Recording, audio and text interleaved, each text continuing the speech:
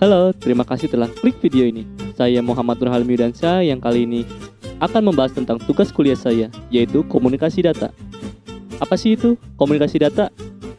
Komunikasi data adalah suatu proses pengiriman dan penerimaan data atau informasi dari satu komputer ke komputer yang lain.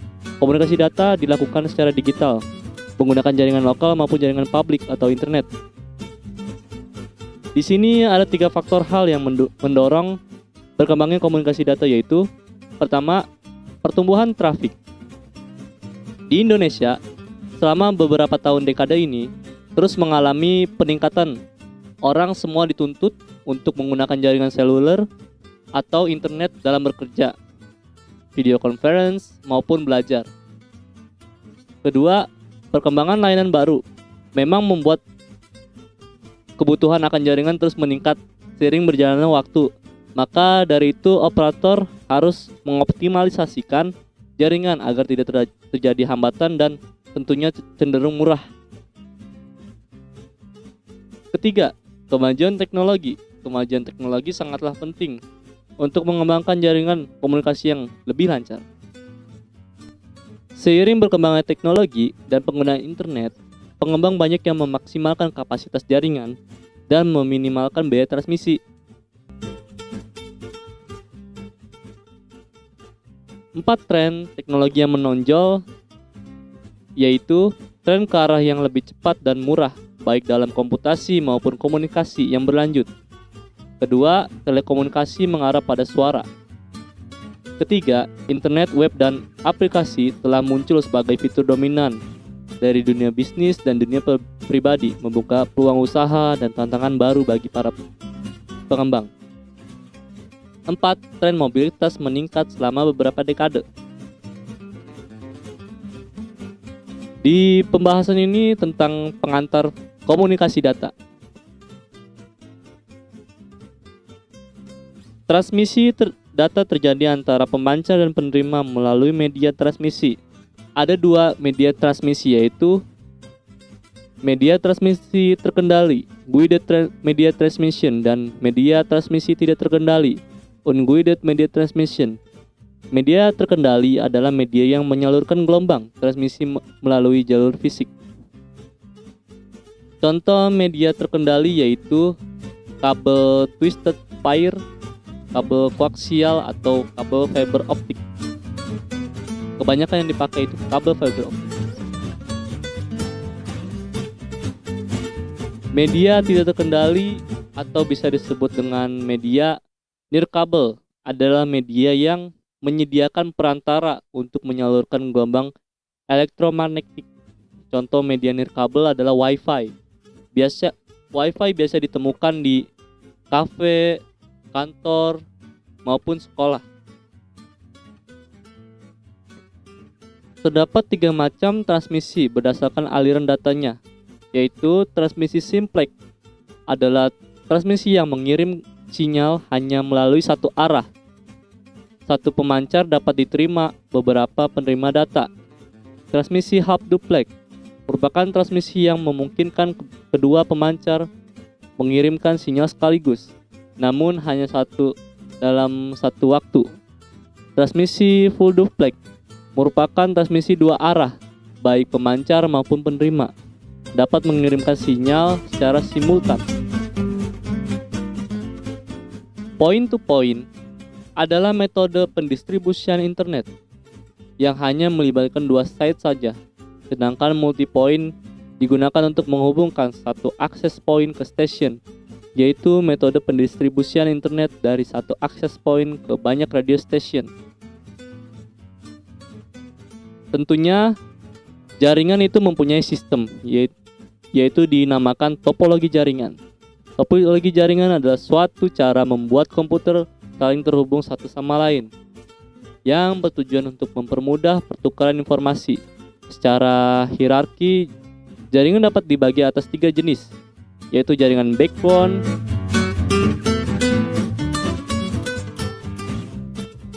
jaringan distribusi, dan jaringan akses. Di sini ada macam-macam topologi jaringan, yaitu topologi bus. Topologi bus yaitu bentuk susunan komputer terhadap satu kabel panjang yang tidak bertemu antara awal dan dengan akhir. Adapun kabel yang digunakan pada topologi bus ini yaitu kabel koaksial.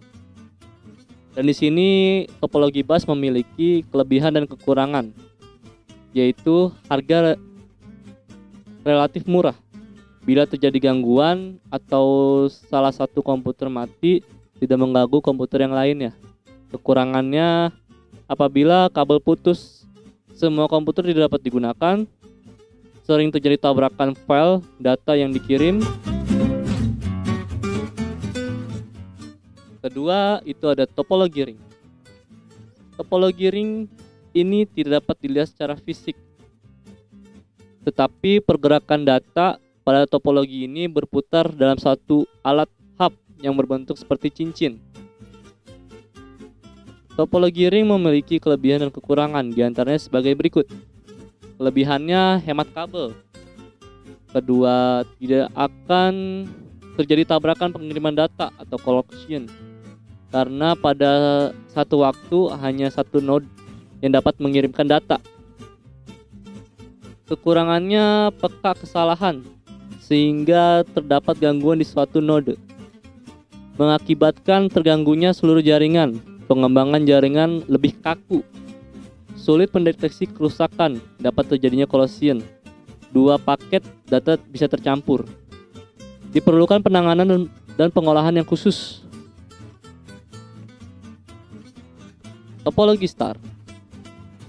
Topologi jaringan berbentuk star atau bintang ini adalah jaringan dari beberapa komputer yang memiliki koneksi dengan node yang berada pada jaringan pusat. Jadi masing-masing perangkat memiliki koneksi dengan node yang berada di tengah sistem jaringan. Topologi star ini memiliki kelebihan dan kekurangannya, diantaranya kelebihannya itu tahan terhadap lalu lintas jaringan yang sibuk. Kedua, penambahan dan pengurangan stasiun dapat dilakukan dengan mudah. Akses terkontrol pusat. Kemudahan deteksi dan isolasi kesalahan atau kerusakan. Pengolahan jaringan. Paling fleksibel. Kekurangannya, jika node tengah mengalami kerusakan, maka seluruh rangkaian akan berhenti. Boros dalam pemakaian kabel. Hub jadi elemen kritis karena kontrol terpusat. Keempat, itu ada topologi tree. Topologi tree atau bisa disebut dengan topologi pohon adalah kombinasi karakteristik antara topologi star dan topologi bus. Topologi ini terdiri atas kumpulan topologi star yang dihubungkan dengan satu topologi bus sebagai backbone. Komputer-komputer dihubungkan ke hub, sedangkan hub lain dihubungkan sebagai jalur tulang punggung atau backbone. Komputer topologi tree memiliki kelebihan dan kekurangan, diantaranya sebagai berikut.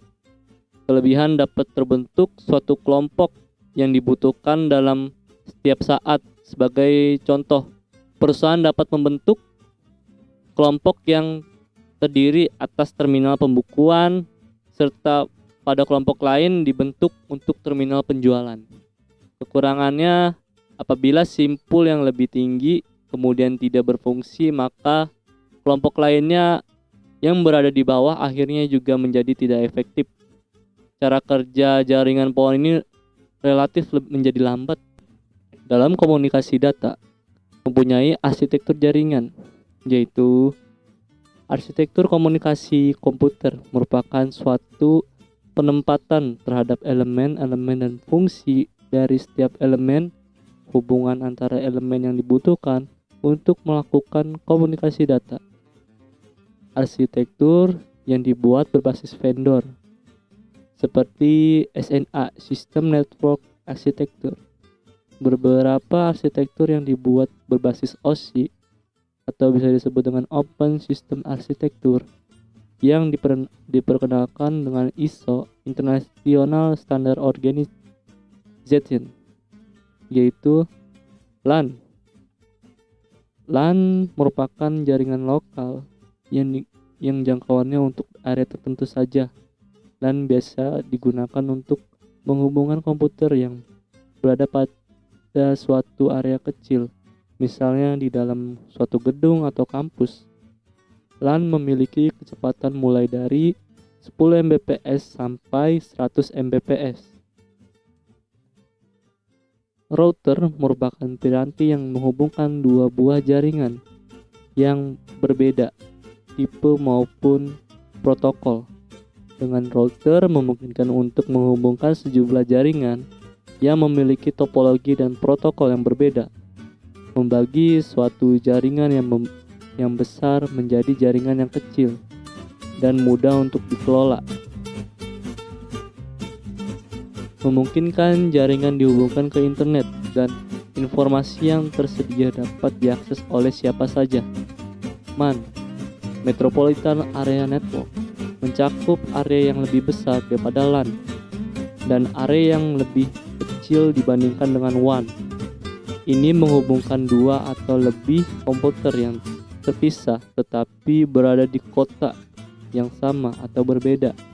Ini mencakup area geografis yang luas dan dapat berfungsi sebagai ISP, penyedia layanan internet. Selesai. Terima kasih telah nonton video ini dan bye-bye.